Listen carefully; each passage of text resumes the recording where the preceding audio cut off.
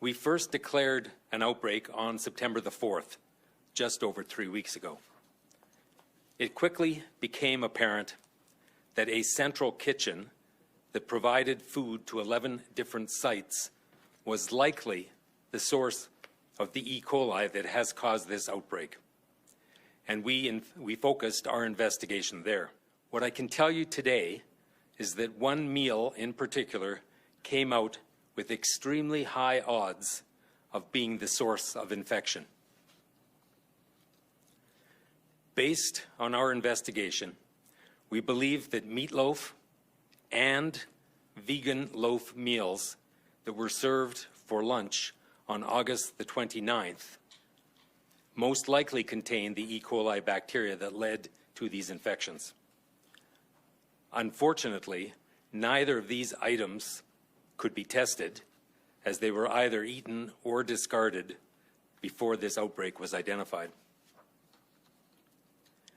While we now have a likely source, what we do not know exactly is what was contaminated or how.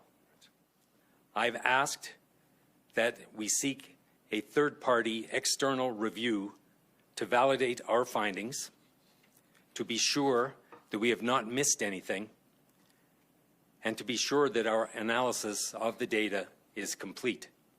When this work is finished, we will make this investigation report public. We know as a government that we must take action to ensure that this never happens again.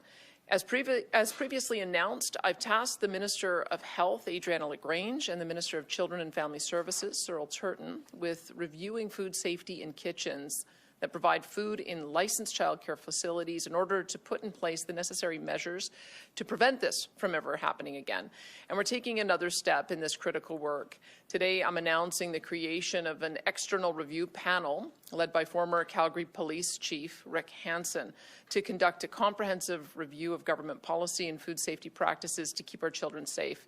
Throughout this difficult time, parents, the broader public, and members of our government have raised several difficult issues. And that's why Mr. Hansen will be joined by Alberta parents, childcare operators, food service operators, and food safety and public health experts. The panel will be examining all aspects of this tragic situation, large and small, as well as taking a full, broader look at the legislation and regulations that govern food safety in our province.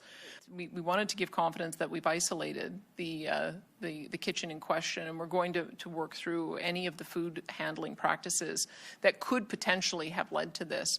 The fact that it wasn't that the investigation wasn't able to pin down precisely which ingredient or which particular practice occurred means that we've got to look at all of the issues of food storage on site, preparation, proper holding temperatures, proper transport mechanisms when it's being delivered cold, when it's being delivered hot, reheating, what happens on site. So we have to make sure that all of those pieces in this particular facility are addressed, and then also be able to make broader recommendations in the event that there are similar practices that could lead to this sort of thing. I think that it's a good education for everyone about how important food safety is, how important food handling is, and just how much damage and harm can be caused if something goes wrong.